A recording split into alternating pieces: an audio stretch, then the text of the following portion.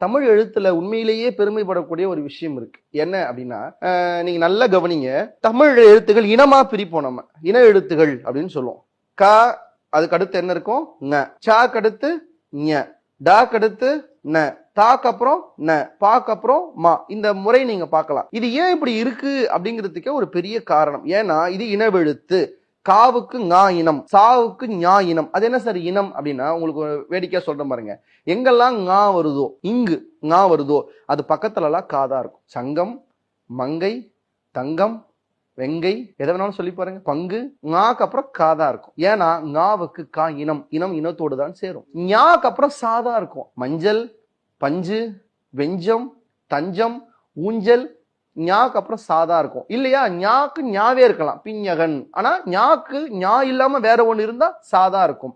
நாவுக்கு டாதா இருக்கும். மண்டபம், தண்டம், முண்டம், கண்டம், எது வேணாலும் சொல்லி பாருங்க. பண்டாரம். நாக்கு டாதா இருக்கும்.